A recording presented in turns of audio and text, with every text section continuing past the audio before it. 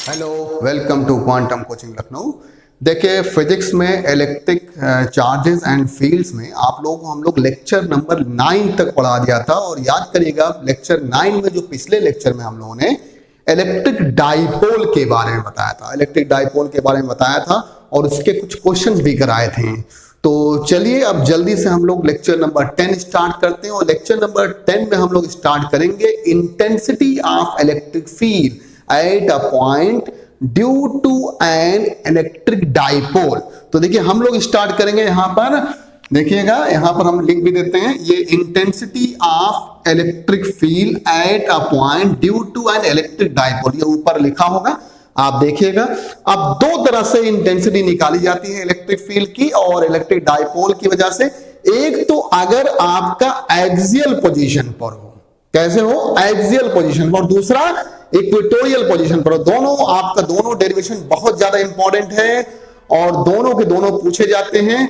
तो जल्दी से हम लोग यहां पर सबसे पहले हम लोग लिखते हैं यहां पर फर्स्ट नंबर हम लोग निकालते हैं एट एन एक्सियल पोजीशन। क्या निकालेंगे भाई? At an axial position. तो एक्सियल पोजीशन की बात करेंगे, इसी को आप लोग नाम देते हैं और and on side position, and on side position भी कहते हैं, इसको एंड ऑन साइड पोजीशन भी कहते हैं।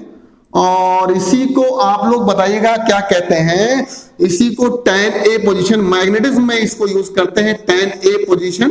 तो याद रखिएगा, यहां पर जो हम लोग निकाल रहे हैं intensity of electric field at a point at an axial position, या कहेंगे on the axis of dipole.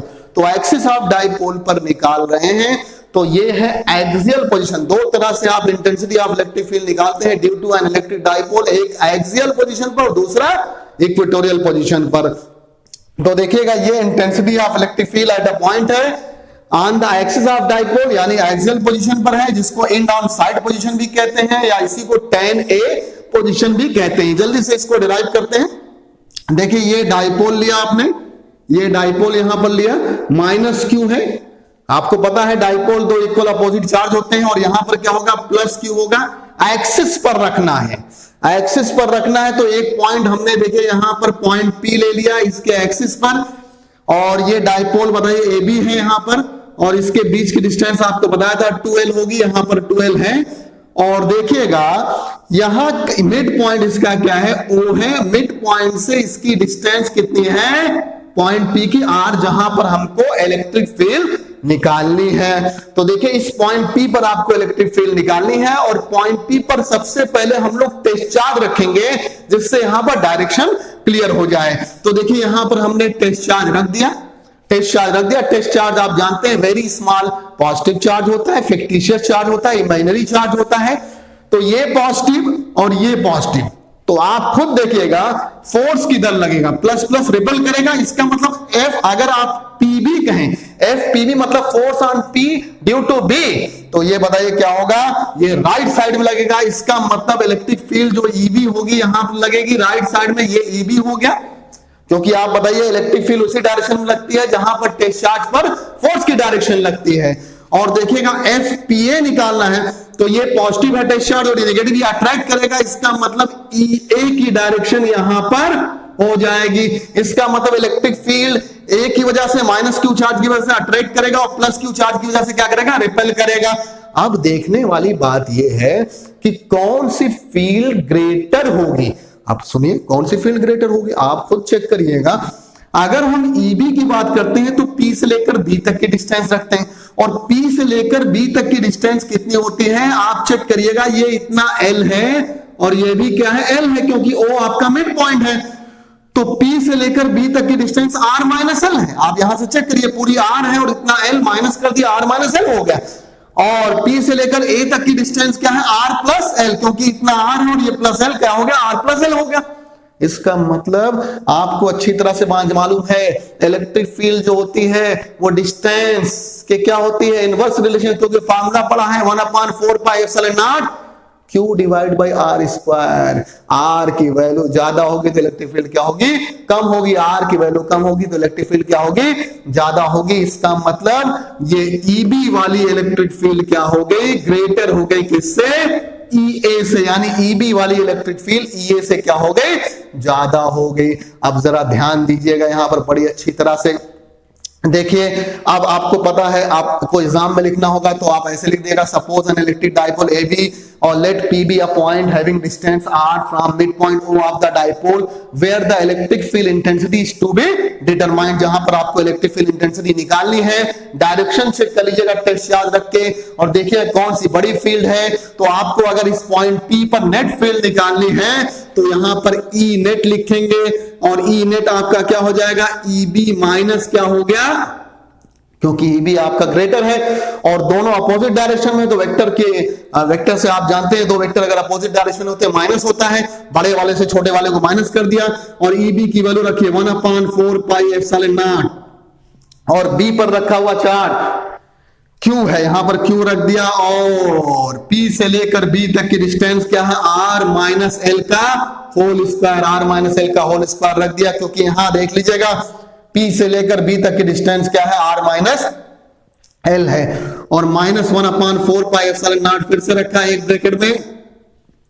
EA देखिएगा, EA पर चार्ज Q है, आप माइनस साइन नहीं रखते हैं, आपको हमने बताया था वेक्टर क्वांटिटीज में माइनस साइन नहीं रखते हैं, और यहां से लेकर P से लेकर A तक की डिस्टेंस क्या है, देखिए R प्लस L कितना हो गया, R प्लस L का होल स्क्वायर।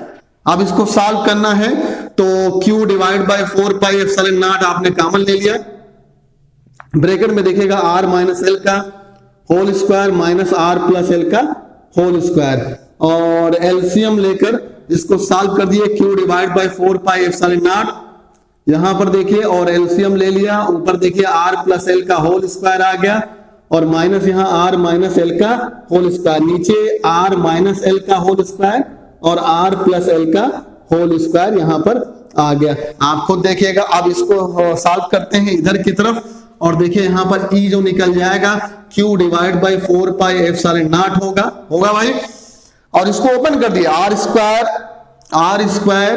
और plus L square plus 2RL, यही तो होगा भाई, A प्लस B का होल स्क्वायर, और यहां पर देखिए ओपन कर दिया -R square minus L square, और यहां पर प्लस 2 माइनस 2RL हो जाएगा यहां पर, क्योंकि आप देखिएगा R माइनस L का whole square, R square plus L square, और बताइएगा माइनस 2RL हो जाएगा। तो आप खुद चेक कर लीजिएगा, एक मिनट जरा यहां ध्यान दीजिएगा, यहां पर R प्लस L का होल स्क्वायर है, जब आपने EB रखा था, EB जरा देखिएगा, EB जब रखा था तो R माइनस L का यहां पर होल स्क्वायर रखा था, तो ये हो गया, और यहां पर R प्लस L का होल स्क्वायर हो गया। अब देखिए एलसीएम ले लिया, यहां पर R प्लस L का होल स्क्वायर आ गया, माइनस यहां पर A square minus B square और प्लस माइनस 2AB आएगा, तो माइनस माइनस का क्या हो जाएगा, यहां पर प्लस हो गया, तो ये देखिए यहां पर प्लस आ गया, और अब नीचे देखिएगा A माइनस B का whole square, A plus B का होल स्क्वायर क्या हो गया, R square minus L square का होल स्क्वायर हो गया। यहां पर खुद चेक कर लीजिए, R स्क्वायर माइनस, क्योंकि A माइनस B और A प्लस B है, A square minus B square हो गया। अब ये देखिए कैंसिल हो गया, ये भी कैंसिल हो गया, ये भी कैंसिल हो गया, E आ गया आपका, बताइएगा Q divide by 4 pi epsilon not, और यहां पर 4RL divide by R square minus L square का whole square.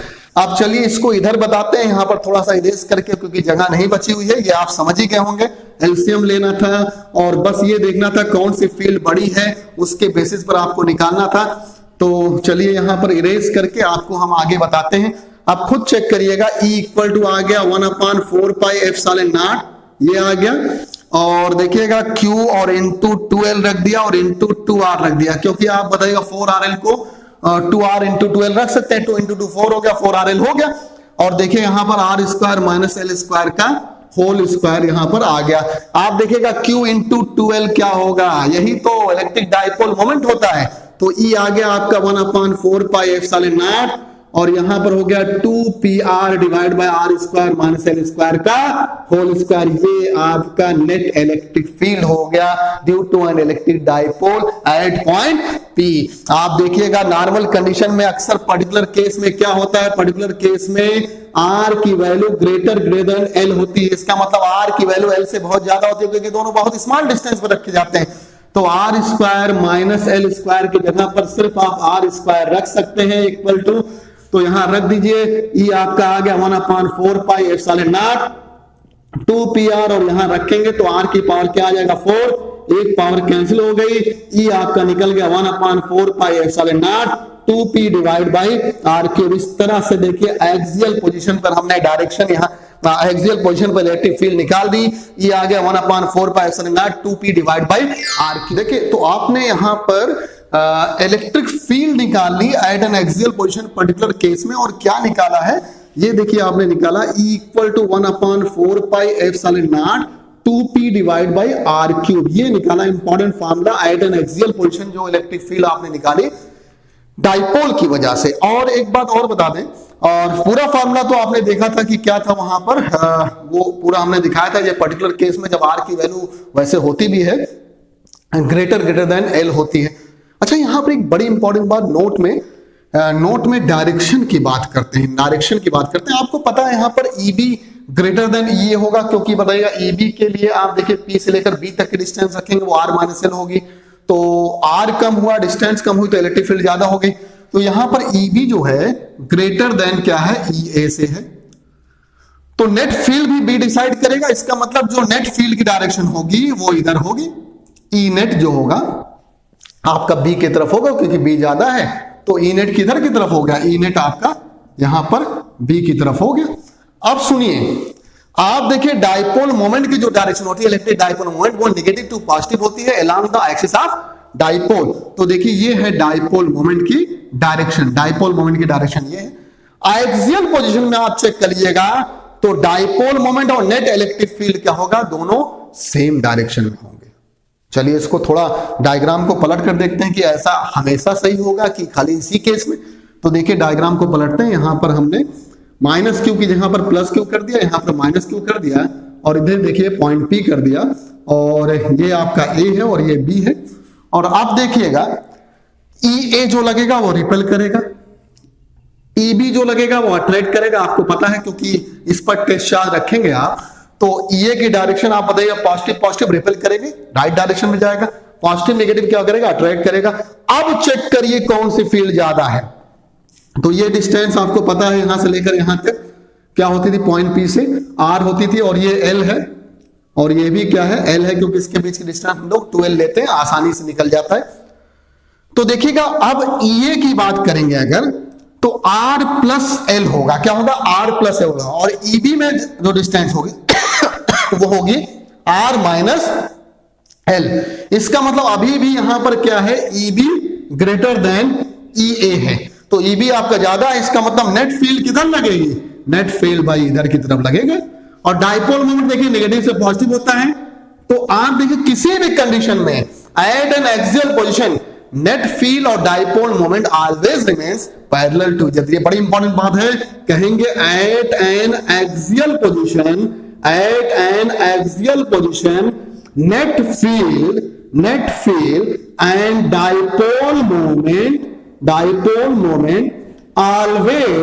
always remains parallel to each other। इसका मतलब दोनों एक दूसरे के क्या हैं, पैरेलल हैं, 0 डिग्री पर हैं। ये बात बहुत इंपॉर्टेंट है, इसको याद रखिएगा।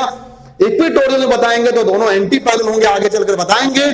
और देखिए एक्सियल की पूरी बात हो गई, एट एन एक्सियल पोजीशन, या इसी को कहेंगे इन ऑन साइड पोजीशन, और इसी को मैग्नेटिज्म में बात करेंगे वहां पर, यहां तो वैसे नहीं कहते लेकिन जनरली कह सकते हैं 10A पोजीशन, वैसे वो मैग्नेटिज्म के लिए होता है, यहां पर सिंपली आप इसको एंड ऑन साइड पोजीशन या एक्सियल पोजीशन कहते हैं, लेकिन मैग्नेटिज्म में यही कंडीशन लगाते हैं, वो 10A 10B कहलाते हैं, इसलिए हमने वहां पर लिख दिया, उसको आप अदर वे में मत लीजिएगा।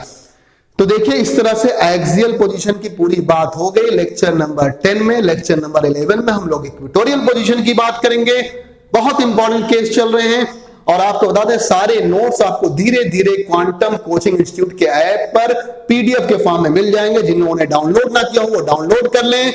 यहां के लिए बस इतना ही रखते हैं। आज एक्सियल पोजीशन को हम लोगों ने खत्म किया है, अगले डे यानी लेक्चर नंबर 11 में हम लोग इक्वेटोरियल पोजीशन को खत्म करेंगे। Thank you very much. जम कर पढ़िए, खूब मेहनत करिए, किसी तरह की लापरवाही नहीं होनी चाहिए।